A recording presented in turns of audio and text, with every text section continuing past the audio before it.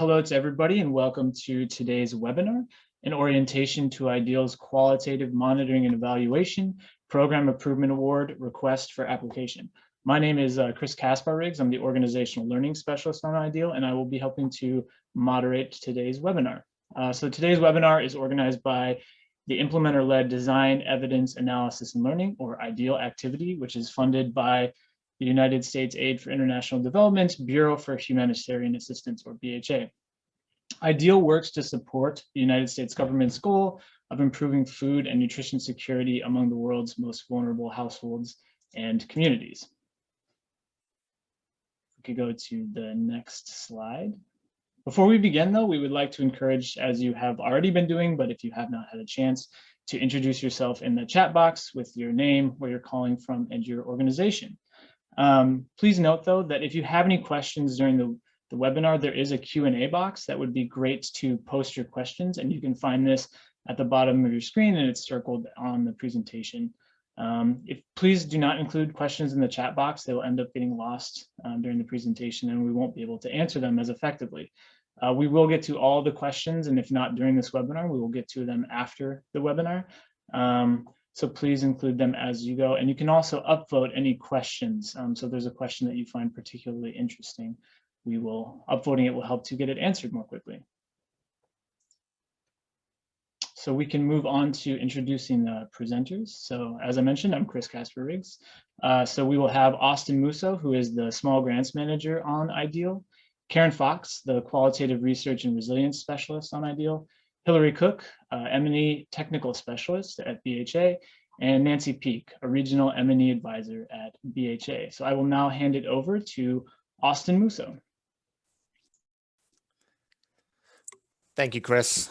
Hello, everyone. Glad you can join us today. We have a busy agenda planned. We're going to talk briefly to introduce a little bit more about the IDEAL activity and the IDEAL Small Grants Program for those that are new to the IDEAL program.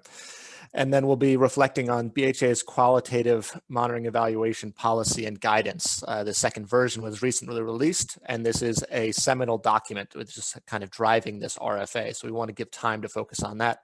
We'll also then look at some of the focus areas for learning underneath this RFA, and we will then be highlighting some of the key details from this RFA, eligibility criteria, timelines, key information you really need to know. And lastly, we're going to end with a full question and answer session. We're going to have at least 15 minutes at the end, but as Chris said, please feel free to write your questions in the Q&A box as we go through the presentation. Next slide, please. So as Chris spoke to, this is hosted by the IDEAL activity, which is funded by USAID's Bureau for Humanitarian Assistance. This is a 5-year cooperative agreement running from 2018 to 2023. This is a consortium-led activity with Save the Children, the Kaizen Company, Mercy Corps, and Tango International. Our goal is to improve the overall effectiveness of BHA-funded emergency and non-emergency food security activities globally. We aim to do this through capacity strengthening, through stakeholder consultation activities, small grants program, which we'll speak to more in the next slide, as well as peer-to-peer learning activities. If you're just joining us, this is your first activity with IDEAL, I would highly recommend you check out fsnnetwork.org. We can put the link in the chat just to find out more information about what IDEAL is doing. We constantly have events and other programs happening. Sign up for our biweekly newsletter so you stay on top of all the small grant activities and all the different things that IDEAL is organizing. Next slide, please. So as IDEAL Small Grants Manager, I've been trying to organize this program for the past 2 years, and the overall objective is to offer implementers access to resources to support the design, testing, and sharing of food security and nutrition promising practices, resources, systems, and tools. We feel the partners on the ground are the best suited to take on these challenges. They know what the issues are, they know where the gaps are, and we're trying to get the funding in their hands so they can really address these key areas. So we're looking at IDEAL's content focus areas, which you can find more information on the website. And we're also trying to explore and build out BHA's policy and guidance so that all USAID Title II implementers can be working more effectively. The goal with any grant is that we want to generate learnings, generate tools, processes that can not just be used by that one implementer, that one organization that receives the grant, but can be used beyond a single activity and be used by the global community. because that is our focus, is that the whole community will be able to benefit from each grant product and each learning, we really do emphasize dissemination and utilization. So in each grant, you'll see that we ask you to lay out a dissemination plan for how you're going to make sure the learnings and the tools from each activity are fully displayed through the life of the award. And then even after the small grant closes, we will work with IDEAL to help disseminate that further through some of the IDEAL funded events. When we talk about small grants, I do want to continue to emphasize that these grants are made as subawards. So they'll be subawards from the IDEAL activity directly to the grant recipient. So you will need to follow USAID rules and regulations and be familiar with those in order to successfully receive a grant and then implement a grant program. To date, we have released 4 RFAs. This is the 4th. Grant values have ranged from $50,000 up to most recently $300,000 awards with the Applied Research Awards that were in 2020. From those first 3 RFAs, we received over 300 applications, and we're really excited about the interest that we're seeing from the FSN community. We've made 15 really exciting learning grants, and they are ongoing in a variety of different countries currently. And we've got another 10 applications that we're currently in the process of vetting and trying to move through those through the processes so they can be awarded. So in total, we're going to have a really strong portfolio that produces some quality learnings that I'm excited to share through the FSN network as we move forward. Now, at this time, I want to focus some on this RFA, and the key aspect is going to be qualitative monitoring evaluation. So I'm going to pass it to my colleague, Karen Fox, to speak more on this topic. Karen? Great, thank you, Austin. We are really excited to be here. This has been, I won't say a long time coming, but something we've certainly been gearing up for some time now, because we've collected a lot of input from implementing partners of BHA activities. And this has really indicated a strong need for more practical, user-friendly approaches, methods, and tools that can be used to strengthen the capacity for rigorous qualitative monitoring and evaluation. So this RFA is really just one of a number of initiatives underway and IDEAL to respond to this call. We've also included in this slide a link to a fact sheet. Shortly after the COVID-19 shutdown, we started hearing that, well, maybe we can't do qualitative work now under COVID-19. And so we quickly wanted to respond to that and identify ways that we can continue to do that. So check out that link. In addition, keep your eyes open, as Austin said, refer to that FSN network newsletter as well as the website, because we're planning a number of online training workshops, advanced toolkits, and supporting a qualitative community of practice to really support the exchange of peer-to-peer learning, your expertise and experience across activities.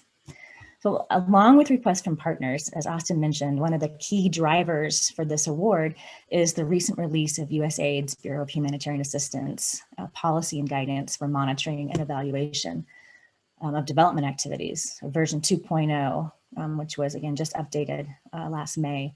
More recently, we have draft guidance for emergency M&E. Now, both of these documents includes specific guidance for qualitative monitoring and evaluation. And this really signals the importance of integrating qualitative much more systematically into the work that we do. So we know programs are doing qualitative work, but what these documents and the RFA are intended to do is really amp up the rigor of qualitative inquiry, ensure that it's integrated into an overall M&E system, and that we can use qualitative data as a really robust source of evidence to inform our food and nutrition security activities. So Austin spoke to the broad objectives of IDEAL's small grant program.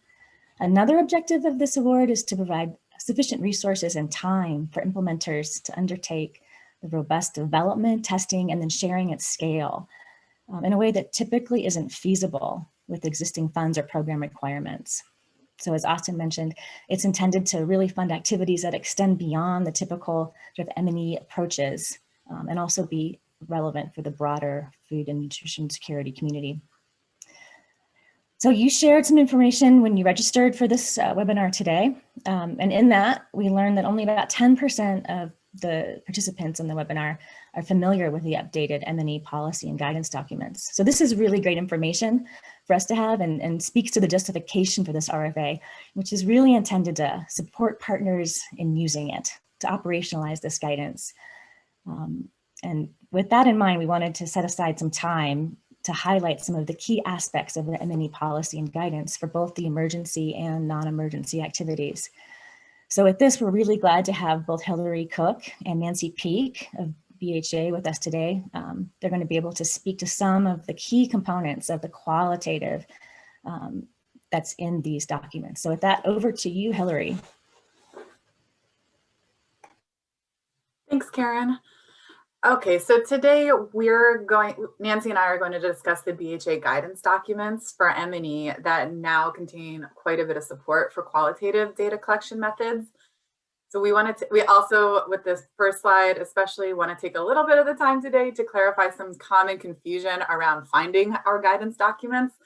So as everyone probably knows, Food for Peace and the Office of Foreign Disaster Assistance merged into BHA, and we're still straddling that transition a little bit, especially with our guidance documents.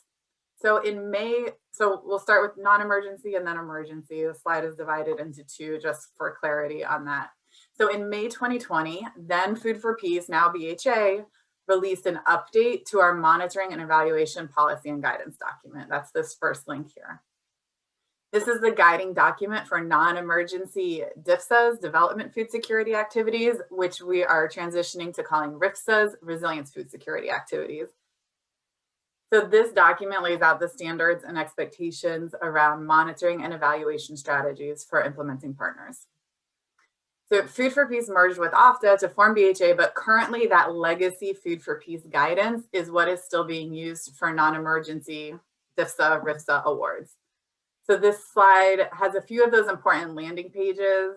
This will be shared later, but we just wanted to include these important landing pages on that legacy, guidance links. So we wanted to highlight this today because it's a little bit challenging to navigate the website. So we're also going to highlight one of the big areas of revision in this policy and guidance for monitoring, evaluation, and reporting for development food security activities. That's the formal title. But we call this the development, or now resilience, M&E P&G for short. So just to clarify some acronyms, sometimes they slip out unintended because the formal titles are sometimes a mouthful. So this revision included a lot of guidance to support the use of qualitative data collection and the use of qualitative methods.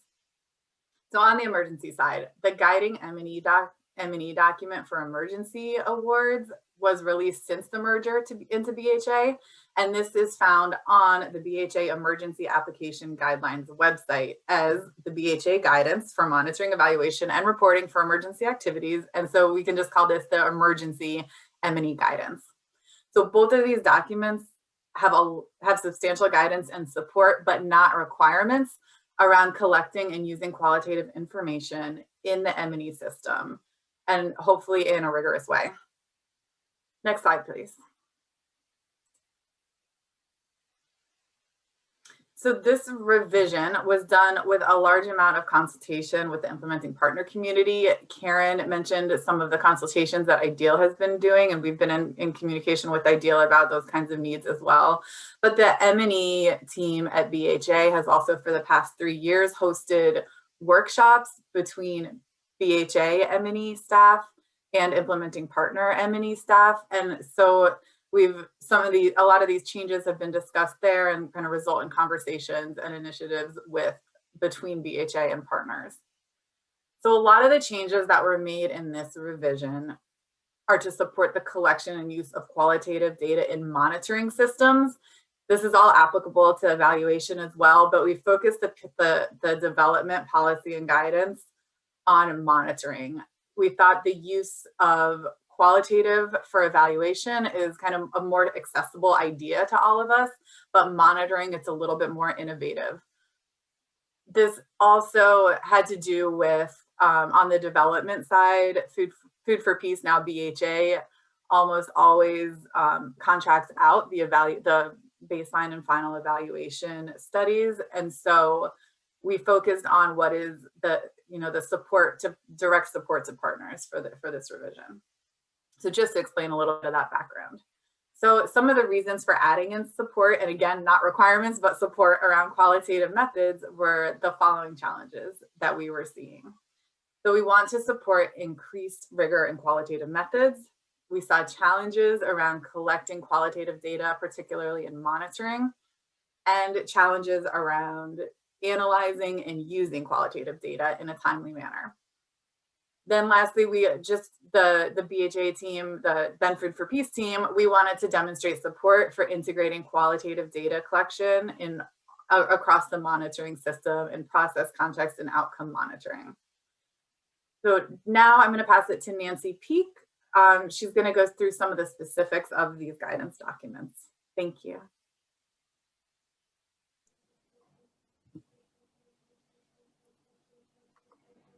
Thanks, Hillary. And I'm going to leave my video off because I have some connectivity issues, so apologies for that. So next, I'm going to walk through some of the highlights from the updated BHA guidance for qualitative methods. For your reference, the page numbers on the slide correspond to the respective DIFSA, RIFSA, and the emergency EMNI guidance that Hillary just alluded to. To start, I'll focus on the updated content from the development resilience side. The guidance outlines two types of qualitative data collection that can be part of an activity monitoring strategy. We have qualitative monitoring and qualitative studies. Routine qualitative monitoring collects data at consistent intervals. It's used to gather information that the activity staff know they need on a regular basis. And this is to complement the data generated through your usual quantitative measures. So for example, qualitative monitoring can be used for process monitoring to assess the quality of, say, a behavior change session or a farmer demonstration plot. It also could be used for regular outcome monitoring of results related to, for example, women's empowerment results. A qualitative study is a discrete study, so more of a one-off, that's used to better understand dynamics or phenomenon related to higher level results or outcomes. And specifically in cases where qualitative data would be more informative than quantitative data. So you want to understand a how or a why question. So qualitative studies can be used to answer specific questions that may arise during implementation. They're also really useful to provide explanations for patterns you may be seeing in your quantitative data and can inform specific strategies. The guidance also provides some tips to ensure that the qualitative findings are robust. That's a real focus of this, as Karen and Hillary mentioned, that we want to try to support and respect the rigor that we're seeing in qualitative methods, especially with sampling strategies and analysis. So designing the most appropriate sampling strategy is really important for qualitative data quality. Your sample needs to reflect and be tailored to the purpose and questions of the study. And sample selection criteria should be established at the outset, and these thoughtful selection and adherence to sampling protocols should happen throughout your monitoring or study. Another key component that contributes to rigor and qualitative data is the process used for data analysis and interpretation. Qualitative information, as we know, you can get a lot of data, and that needs to be transferred into a matrix or put into qualitative software for analysis. I point out some aspects of rigor around qualitative data. It should not be turned into quantitative data. And also it's important in your analysis not to oversimplify that qualitative data that's really rich in detail and nuance and that we value with qualitative information. Lastly, we included some tools that hopefully can help you incorporate qualitative data collection into your standard program monitoring and evaluation system. So the first tool for this is a qualitative inquiry planning sheet, or what we're calling a QIPS. So a new acronym there. And think of this as the equivalent of a peers or a performance indicator reference sheet, which you would develop for a quantitative indicator. For your qualitative methods, a QIPS is used to outline your methods and plans for the monitoring and standalone studies. You see a screenshot of the QIPS on this slide. And this template is available as an annex in the DIFSA RIFSA PNG document. And the QUIPS contains components to help programs, first of all, to document your process and clearly define the purpose, design, and methodology for any qualitative inquiry, much like you would in your peers for the quantitative indicators. And finally, the PNG also includes updated guidance to allow for your qualitative methods to be reflected in the log frame. So we encourage programs to think through if a result can be more meaningfully measured through a qualitative line of inquiry rather than a quantitative indicator. So there's a log frame chapter in the policy and guidance, and this provides more detailed instruction and examples on how to include these qualitative measures in an activity log frame. Okay, next slide. So now to speak to the emergency BHA guidance that Hillary spoke about. But one thing to mention is that much of the technical content that is in the development or resilience PNG, it can be used for emergency programs as well. There's not really a distinction as far as when it comes down to rigor and the methods for qualitative data. So I encourage emergency program staff to reference the sections noted for the development guidance. But I also want to mention that we do specifically call out the use of qualitative methods in the draft BHA emergency guidance. So in the data collection methods, it includes a section on when qualitative methods may be useful and appropriate for IPs. The section discusses various types of monitoring, such as outcome, process, post-distribution monitoring, or PDM. It also describes the usefulness of qualitative information for better understanding unexpected or unintended effects. And the use of qualitative methods, it's integrated throughout this emergency M&E guidance in the chapters on monitoring, baseline and endline studies, and evaluation. So our hope is that this new and updated guidance and these additional tools will support programs and you to better incorporate and use rigorous qualitative data in your monitoring systems and ultimately help you better adaptively manage your programs. So with that, I'll pass back to Karen. Great, thanks so much, Nancy and Hillary. Really appreciate you kind of going through and highlighting some of the key aspects of that guidance. I mean, really, as I mentioned earlier, we know there's a lot of qualitative work going on, and we know there are a lot of qualitative resources, but what we're really trying to do is put this BHA guidance into action, really operationalize it using some of these tools that Nancy has just described. And the QUIPS, really, I think the purpose of that is to help support the notion that for any qualitative study, we have a design process, and we need to start from the very beginning thinking about those things that you mentioned, Nancy, around sampling, around targeting, around data collection methods, and how that fits into an analysis and utilization plan. So it's really trying to systematize a rigorous approach to qualitative monitoring and these discrete studies you described. In terms of this RFA, you'll see when you refer to the document that we highlight the importance of applications that address some key knowledge and capacity gaps. And in consultation with partners and with BHA, we've identified and outlined some of those gaps in the RFA itself. You'd mentioned, Nancy, the difference between the routine monitoring and discrete studies. So we really want to use those to better understand the drivers or barriers to change and in a way that we can inform implementation.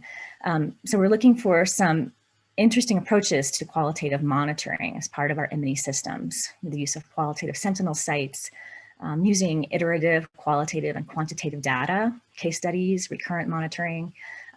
Note that this award is not intended to support solely quantitative. The focus is really on qualitative. That said, we also know that some of our best information comes from that iteration between qual and quant. So that's also something, a gap that we'd like to fill. Keeping in mind that if you do decide to use sort of an iterative approach with quantitative data, that needs to be very clearly justified. Another big gap that comes up again and again is the challenge of understanding systems level change. And our qualitative studies tend to be more focused on a community or household level. So what we're looking for are approaches that we can use to better understand change at that higher level using qualitative methods. We're also really keen to have some better tools to use qualitative work in emergency settings or non-permissive environments. So, by this, we do refer to COVID-19, but not solely, COVID-19. We know that in some settings, it may be much more difficult to do quantitative work. So how can we use qualitative methods to get that robust information that we need in complex settings or inaccessible sites? And how can we better use remote data collection tools for qualitative work? So it's another thing that we're trying to fill that gap. So we also identify in the RFA a set of priority or focus areas. Now, these are broad areas that align closely with the policy and guidance. And Nancy's already spoken to a couple of these, the process monitoring and outcome monitoring.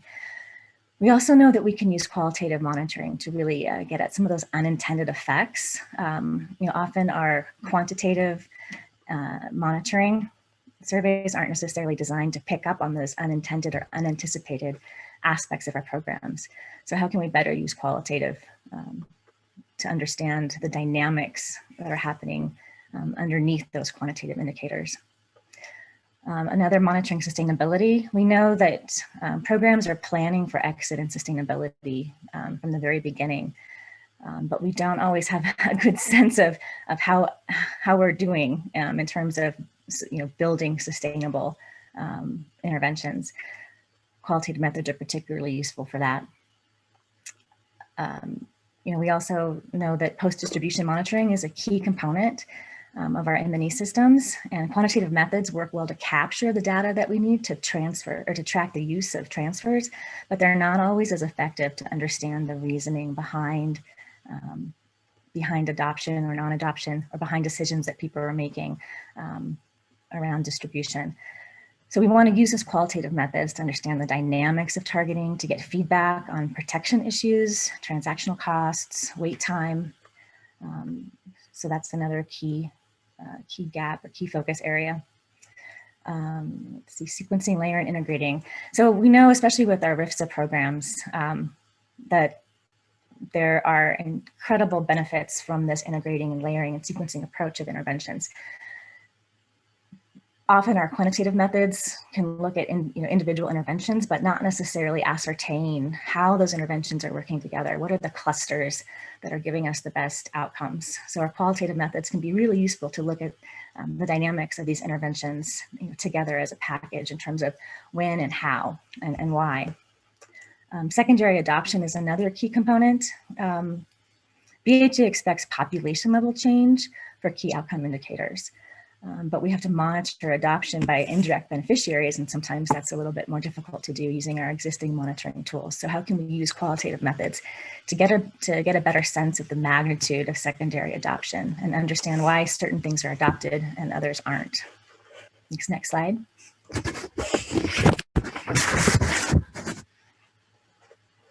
We also wanted just to briefly mention the scoring criteria that you'll find in section F of the RFA. The first major component, the activity objectives and review of secondary literature. Essentially, we just want to see when we're reviewing the RFAs that the objectives are sound, that the processes and tools and the resource gap that's intended to be filled is very clearly articulated, and that it contributes to the broader BHA community. We also note here the secondary literature review. And this, again, is part of kind of building that robust qualitative base.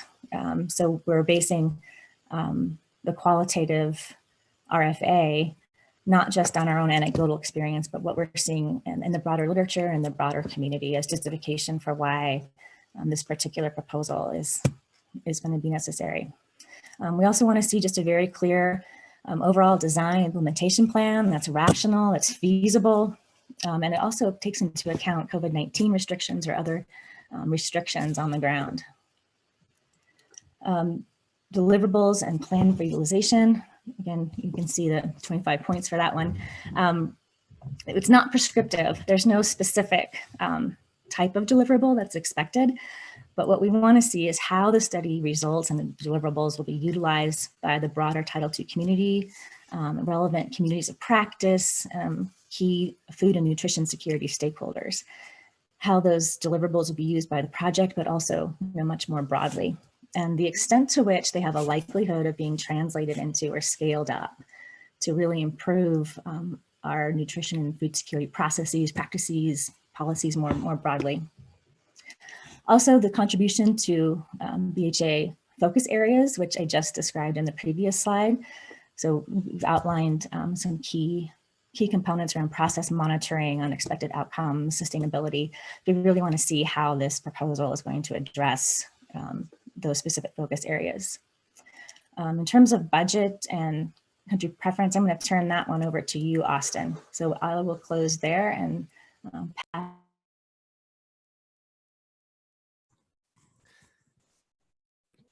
Thank you, Karen. Yeah, I think those last categories are relatively self-explanatory. I'm going to jump to the next slide and we'll speak more there. Really what makes this RFA unique, we have many people on the presentation that have applied for past RFAs put out by Ideal. So we want to clarify why this is a little bit unique and different. We're planning for up to 5 awards. The maximum amount for any given award will be up to $100,000. We want to note that these awards will be managed as fixed amount subawards. So payment is going to be based on the achievement of milestones and not based on costs incurred. This will make it easier for many partners because they will not have to do that financial reporting. If you have not worked with fixed amount awards, I would highly recommend looking into this. It does take into account that you do need to have the funding available up front, and it is a reimbursement model once you reach, not reimbursement, excuse me, payment model once you achieve a specific milestone. So please take that into account. With this one, we want to continue to encourage collaboration, but it is not required. So if one organization wants to apply on their own for the whole $100,000, they are more than welcome to do that. Or if you want to partner with another 1 or 2 other organizations and make it a joint application, you're welcome to do that. When you apply collaboratively, you need to have one lead organization that's going to be the primary point of contact with the ideal activity and the primary recipient of funds. Please note that if you are that lead applicant, you are only allowed to submit one application as a lead applicant. With that said, you can be the lead applicant for one application and you can be then a contributing partner or a sub partner on other applications, but you're only allowed to lead one application. We also want to note, as you saw earlier, that there are preference points for when the lead organization or collaborating organizations are headquartered in developing countries as defined by USAID. This is more clearly defined in the RFA, exactly what countries those are. And then lastly, we want to emphasize that this award can be a standalone activity or it can be incorporated into another existing activity or program. Either approach is fine. Next slide, please. So the key eligibility details. You'll recognize many of these from our past RFAs. I'm just going to go through, and they really focus on that lead applicant, the main organization that's putting in the applicant and is going to be the primary point of contact with Ideal. So that entity, that organization, whether it be an NGO, higher education institute or research institution, whoever it is, they need to have USAID funding in the past 3 years as either a prime or a subrecipient. They need to have the capacity to manage comparable size awards, so awards around $100,000. They need to have relevant past experience, especially when it relates to some type of qualitative monitoring evaluation, ideally. Need to be registered in the DUNS and SAM registration systems required for all USAID awarding. When they're looking at where they will implement these studies and these activities, the activities need to be implemented in countries where BHA has funded Title II activities in the fiscal year 2019, 2020, or the current 2021 year. We have attached to the RFA a Title II report from 2019 that gives you a clear list of where countries are and what were funded by Title II. So that'll give you a good place to start when determining, okay, what countries can we do this work in? Want to emphasize that either the lead applicant or the collaborating applicant needs to be legally recognized in the country of implementation. And lastly, we want to emphasize that the activity approach must be feasible during the COVID-19 pandemic and follow USAID guidelines and country guidance on COVID-19. We have shared some of that guidance directly in the RFA as well. For the ineligible parties, I'm not going to go through this extensively. These have been used. I think they're pretty straightforward. The one that has caused confusion is the first one, which is to say that members of the IDEAL Consortium, that includes Save the Children, the Kaizen Company, Mercy Corps, and Tango International, are not eligible to receive funding through these and should not apply. That includes their federation members and their country offices at this time. So activities that are ongoing activities that are led or supported by these organizations, such as RFSAs led by Mercy Corps, any of the sub-partners under that RFSA are still eligible to apply. So do not think that just because you're working with Mercy Corps on a given project that you can't apply for funding through this mechanism to do learning around that particular project. The intent is that there's just no funding going to these ideal implementers. So with that, I'm going to skip to the next slide. And this is going to be the last one for me. And we want to emphasize the important dates to consider. The question period has been open for the past 2 weeks. It is going to officially close tomorrow at 5 p.m. So as you're thinking about this today and tomorrow, please feel free to submit additional questions to the IDEAL PIA email address. Once we pass February 5th, we cannot answer further questions or provide further clarification to keep everything equal to everyone. Please note then the full application package, including the narrative, budget narrative, and work plan are all due on March 5th at the very latest, but obviously you can submit it early if you'd like. And the target award date, we're hoping that through the vetting process, we're able to award these around July 2021. So as you're designing your work plan, thinking about when this work would start, that's a good date to keep in mind and think of. And lastly, the maximum award period for any of these awards, we want to emphasize, is 12 months. We know in the past we've had longer awards. For this particular RFA, we're thinking with a maximum of 12 months, you can apply for activities that could be completed in just 6 months or 9 months, but the maximum is going to be 12 months. So with that, I'm going to turn it over to Chris Casper-Riggs to do a little pulse check before we get into the Q&A session. Thanks, Austin. Yeah, we wanted to open it up just to see how everyone's feeling about the presentation you just heard and see what kind of questions this might stir. So as you'll see, a set of 3 poll questions has just popped up on your screen. If you could take a minute or so to answer the questions. So they are, after hearing from BHA during this webinar, how familiar are you with USAID BHA Qualitative Monitoring and Evaluation Guidance? The second question is, how confident are you that you have the resources you need to apply for this grant opportunity? And the third question, how likely are you to apply for this grant opportunity?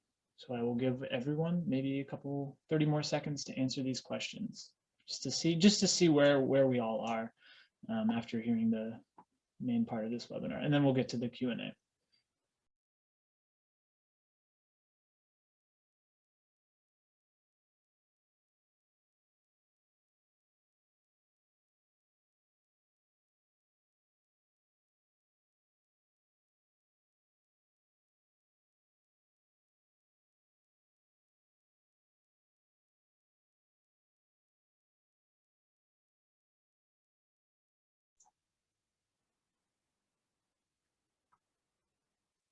Okay, so it looks like people have gained a little bit more familiarity with the BHA Qualitative M&E Guidance, which is great.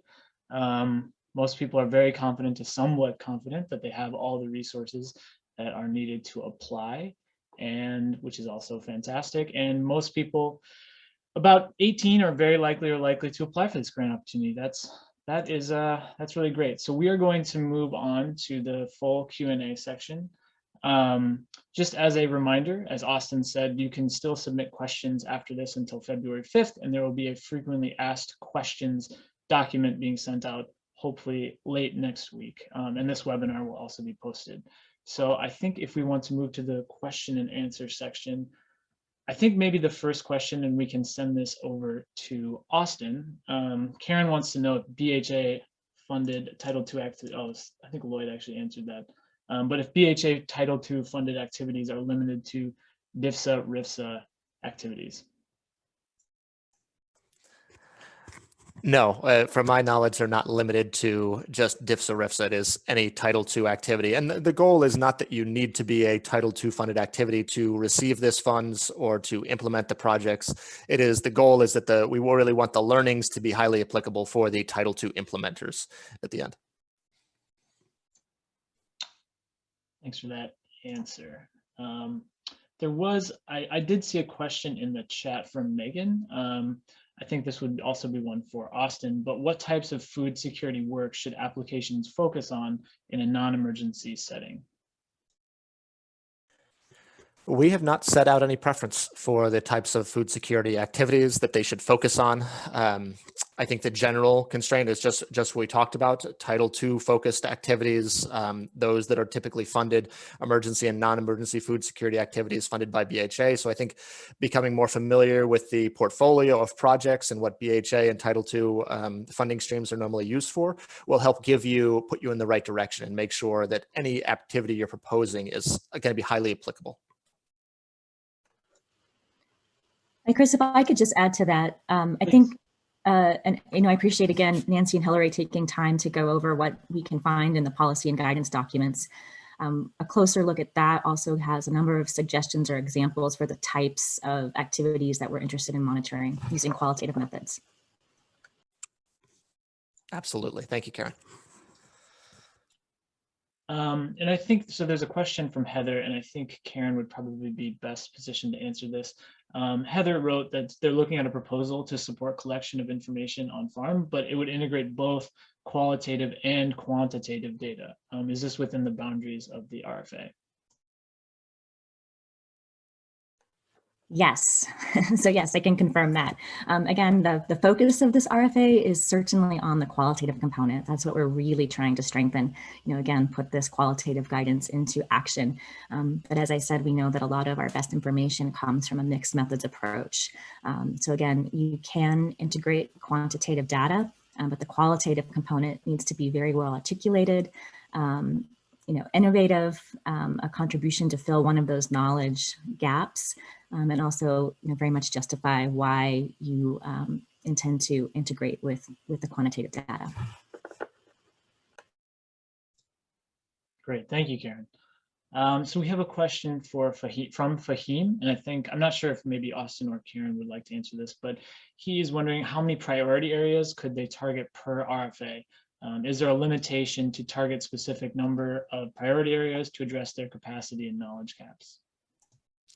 I can just speak generally to start out, and then I'll pass it over to Karen. I think what we found is that focusing on fewer is often the most effective way to really generate sizable learnings and move the needle, as they say. So often if you're trying to address too many knowledge gaps, you really don't address any of the ones you want from the beginning. So trying to stay more focused on one or two specific priority areas, especially with an award that is only up to $100,000, is probably the best bet. But obviously there's all types of innovative activities that may get at a few different things. But I think identifying one or two would be my suggestion.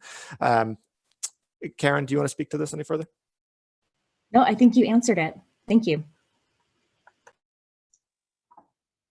Thank you, Austin. So we had another question from Heather regarding the USAID funding in the past 3 years and wondering about if there's any flexibility around this.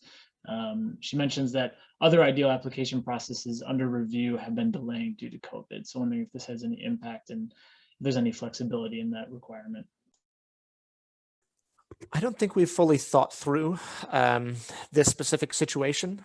I would take it into consideration and make sure we can put it out through the frequently asked questions document. I think that's a unique situation, you're right, due to COVID and some delays in programs. So why don't we, if we got the information there, we'll make sure to follow up and put this in the FAQ document, just so we give you everybody a standard answer.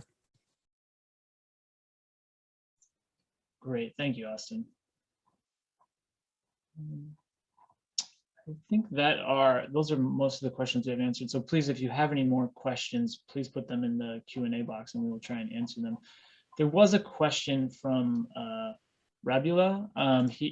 he or she mentioned that they wanted to disregard the question, but I thought it might be worthwhile to answer anyways, wondering around the purchasing of computer for this RFA and if they're in budget for essential activities.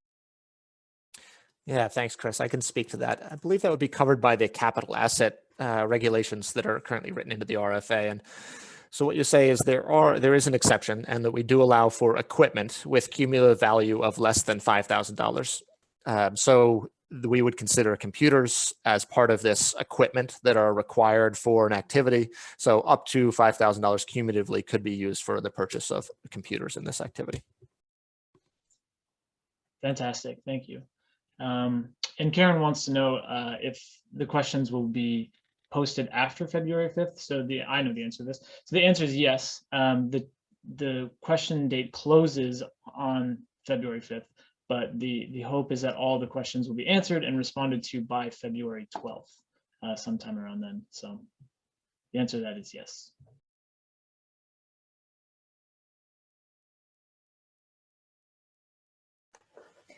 Hi, Chris. I noted a question around the QUIPS document or the QUIPS template that Nancy described. Again, that is available as an annex to the policy and guidance. It's the very last page of the RFSA BHA guidance, or formerly DFSA. But I also think it might be useful to provide that in a Word version, a Word format through the FSN network or through the small grant site. And again, the PDF form gives the outline for the QUIPS. One issue with the QUIPS, as you'll find in the annex, is that each component has a box, and the idea is that ultimately those boxes can move to accommodate as much space as someone needs to describe the sampling strategy, to describe the utilization plan, et cetera. So if we could provide that as well as a Word document, we think that'd be useful. Yeah, thank you, Karen, for answering that. I'm not sure. I think we'll have to talk with Austin about providing that, but I'm assuming that's something we can do. Yeah, I'm sure we can facilitate that. Thank you.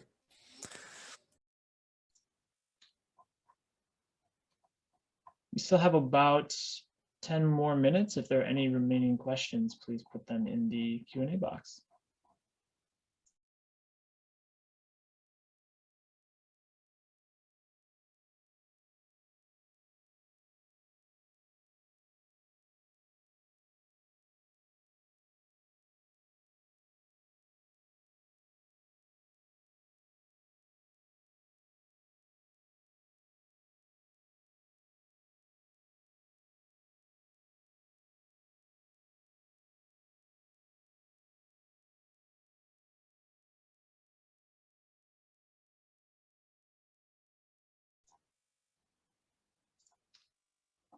Yeah, thank you for that, Karen. There was a question around if these tools will be translated into French, and there is not the plan to translate these documents into French at this time. I'm not sure if Austin wants to speak more to that process, but No, you're absolutely right. Unfortunately, we cannot accept application or annexes in French at this time. We just don't have the capacity through our vetting system to enable that at this moment. Thanks, Austin. So there's a question about, oh, sorry, go ahead, Karen. Yeah, no, just to add to that, I think IDEAL is making a big push to ensure that we provide trainings, webinars, materials in multiple languages. So there have been a number of sort of simultaneous translation events and documents that are being translated into French. So, I just appreciate the question.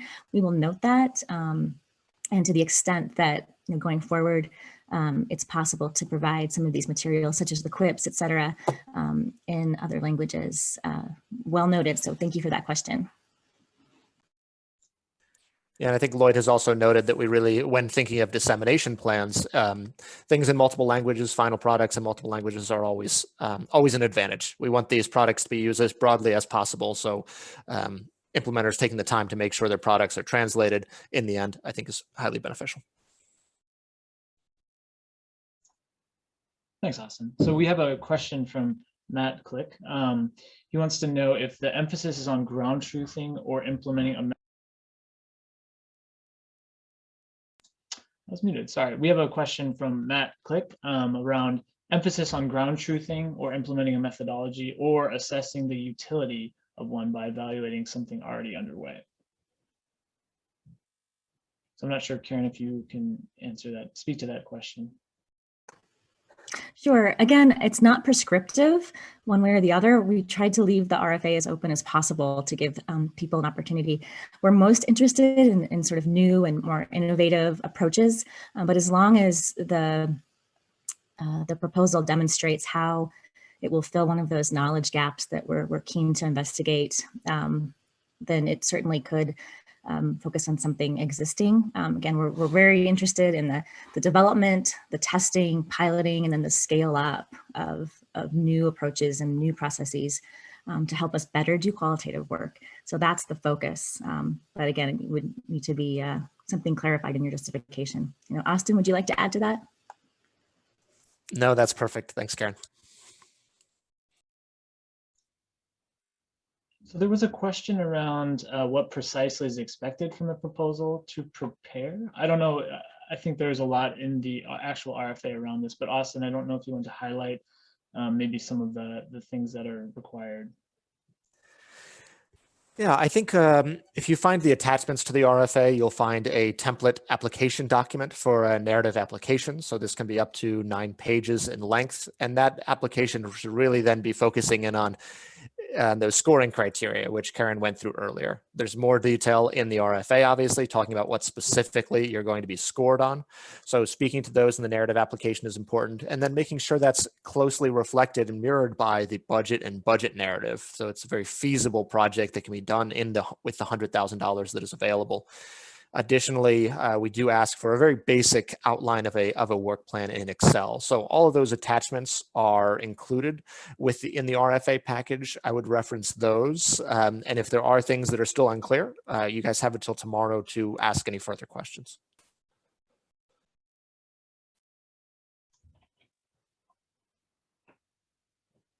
Thanks, Austin. I just wanted to speak briefly to the comment that Lloyd made in the Q&A box around the importance of qualitative tools and processes for emergency activities, that this is very much a high-level need for this RFA.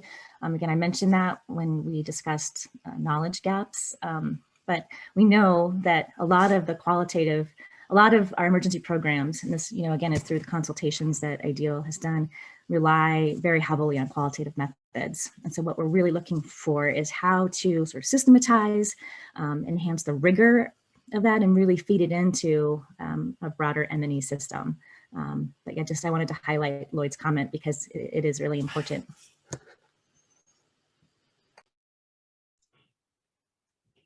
Thanks, Karen.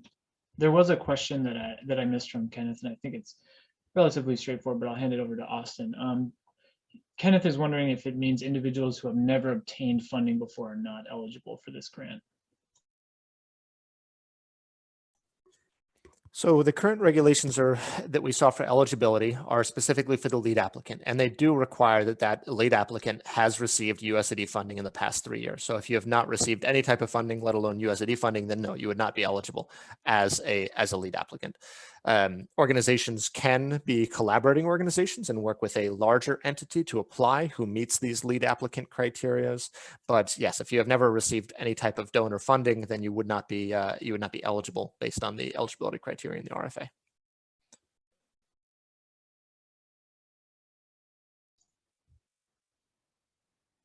And I think as a follow-on question to that, must the applicant already be partnered with a USAID funded food program? No, they do not need to be already partnered with a USAID funded food program or create a partnership with one for this activity. They can be distinct standalone activities. The idea is that we know we can learn a lot about qualitative monitoring evaluation. It doesn't need to be just through a USAID Title II funded activity. The learnings, we need to be able to show that link, show how this is answering a question that is highly relevant to those Title II and BHA funded implementers at the end of the day.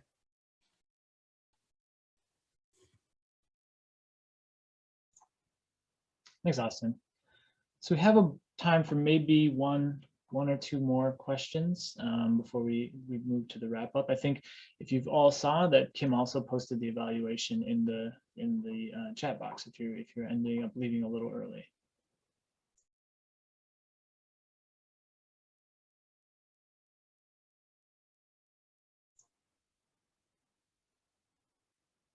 So there's a question from Meredith around clarifications for the funding requirements.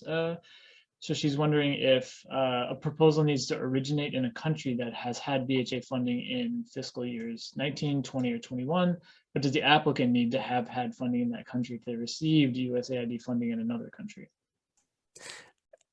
No, the answer would, those two are not connected per se. So if you're implementing in a country that has BHA Title II funding in the past few years, you don't need to have implemented your USAID project in that same country. Thanks, Austin.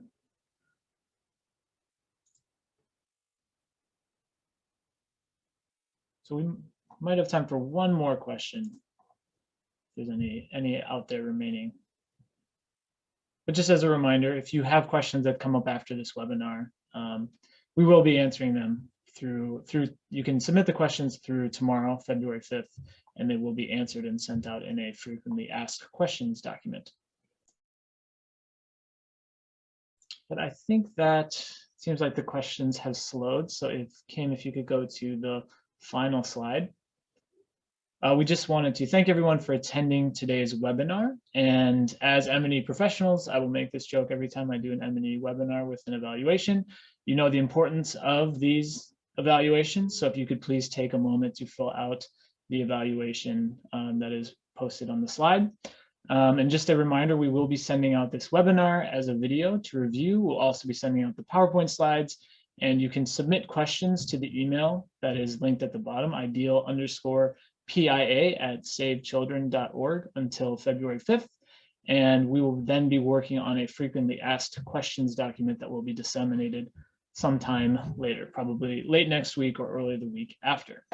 So we just wanted to take a moment to thank everyone for coming. We look forward to hearing from you and maybe seeing applications.